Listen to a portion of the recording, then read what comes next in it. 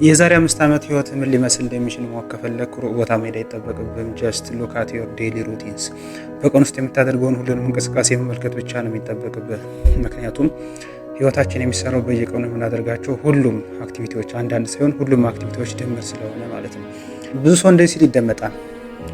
ወሩ መግባቱን ሳላውቀው አለቀ፣ ሳምንቱ መግባቱን ሳላውቀው አለቀ፣ ቀኑ ምንጊዜው ነግቶ ምንጊዜው መሸ የሚባሉ ቃላት ብዙ ጊዜ ሲነገሩ ይደመጣሉ። ይህ ደግሞ ምን ያሳያን መሰላችሁ? ህይወታችንን ኢንቴንሽናሊ እየኖርን እንዳልሆነ ነው የሚያሳዩት። ካርል ዩንግ ምን ይላል? አንለስ ዩ ሜክ ዘ አንኮንሺየስ ኮንሺየስ ኢት ዊል ኮንትሮል ዮር ላይፍ ኤንድ ዩ ዊል ኮል ኢት ፌት ይላል።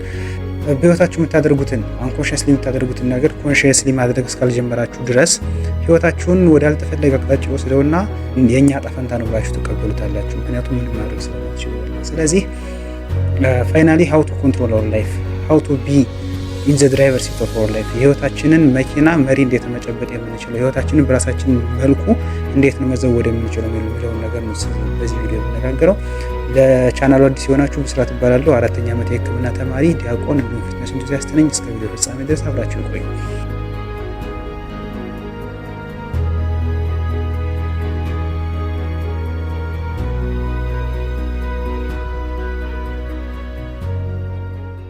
ህይወታችንን አቅጣጫ ለመቆጣጠር በመጀመሪያ ማድረግ ያለብን ነገር ትራክ ኤቭሪቲንግ ኢዝ ዘ ፈርስት ስቴፕ።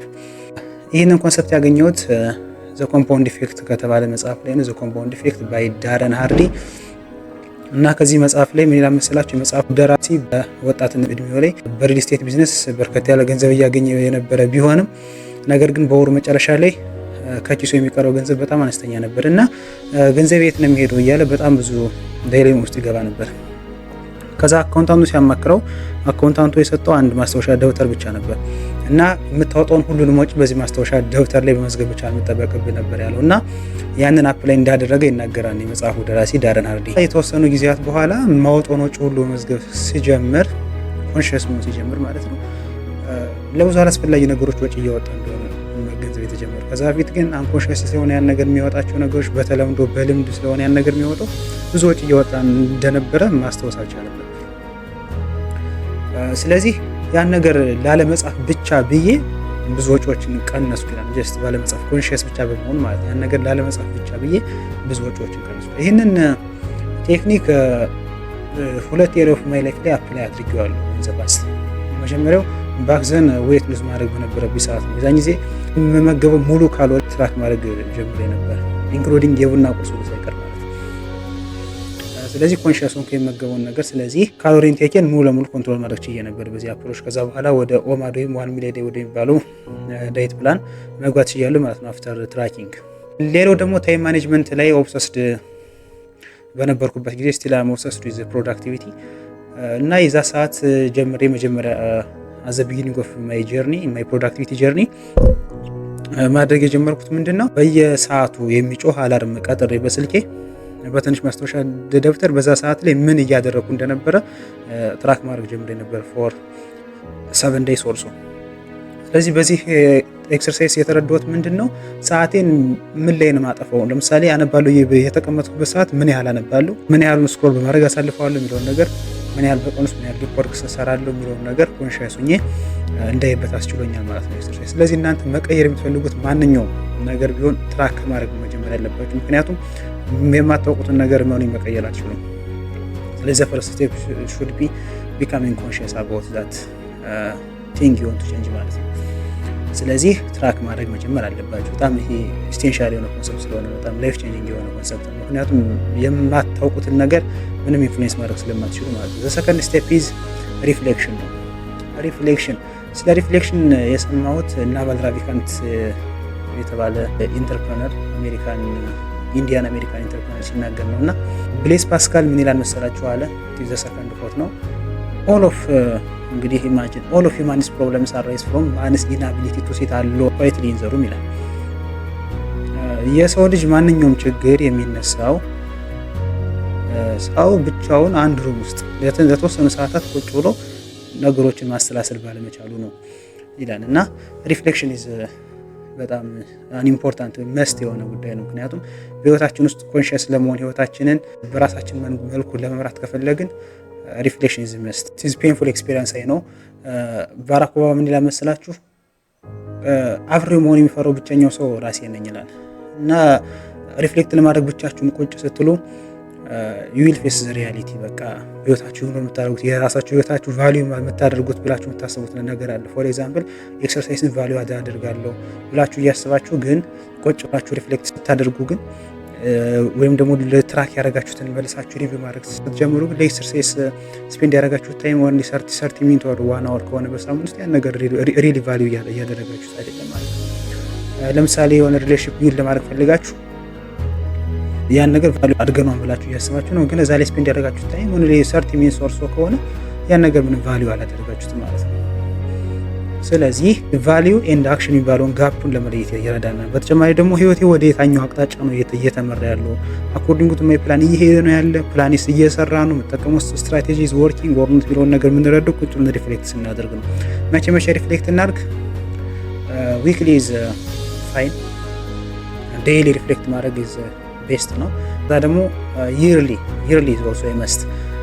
ይርሊ ፍሮም ኤክስፒሪየንስ ከ18 ዓመት የጀምሮ ይመስለኛል ይርሊ ሁልጊዜም በበርዝዳይ ሪፍሌክሽን አለኝ እና በርዝ ጆርናል አለኝ።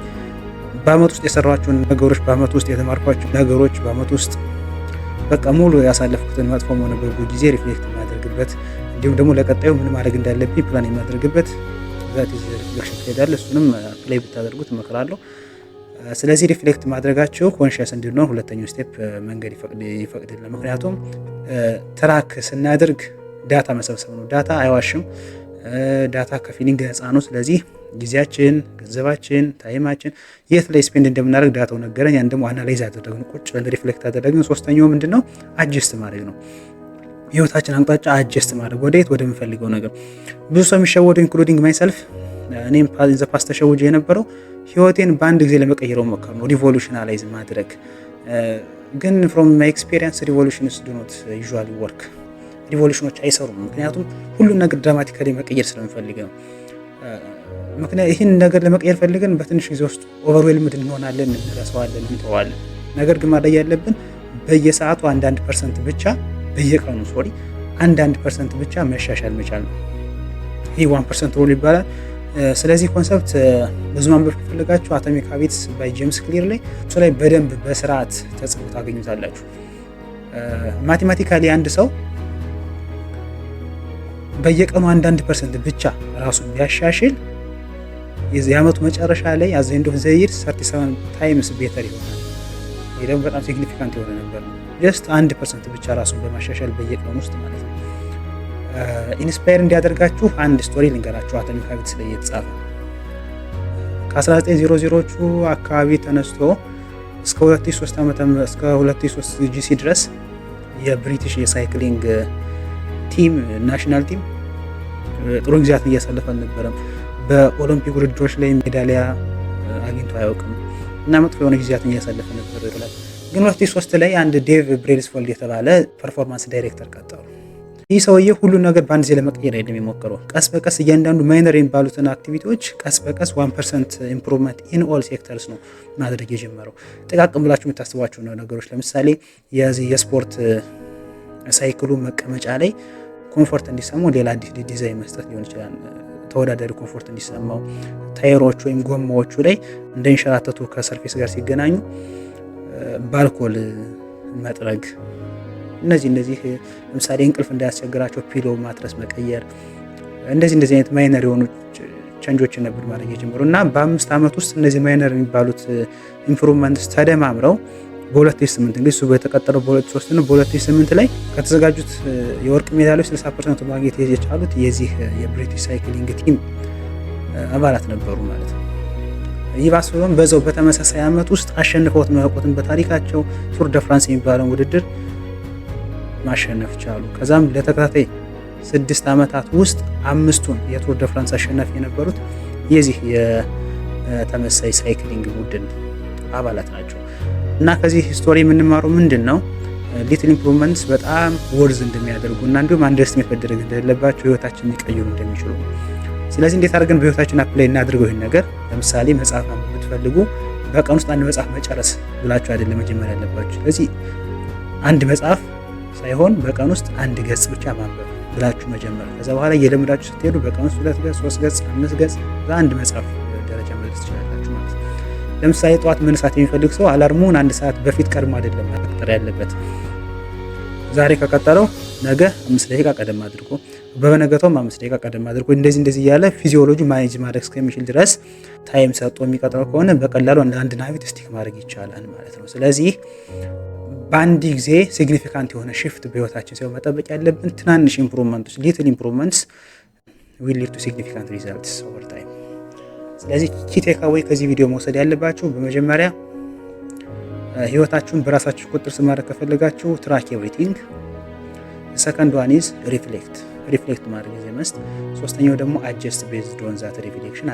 አጀስት ስታደርጉ ህይወታችሁን አቅጣጫ አንድ ጊዜ 180 ዲግሪ መቀየር አይደለም። ቀስ በቀስ እያደረጋችሁ 1 ዲግሪ 2 ዲግሪ እያደረጋችሁ መቀየር መቻል ነው። ቪዲዮውን እስከ መጨረሻው ስለተከታተላችሁ አመሰግናለሁ። በቀጣይ ቪዲዮ እስከምንገናኝ ሀብ ናይስ ታይም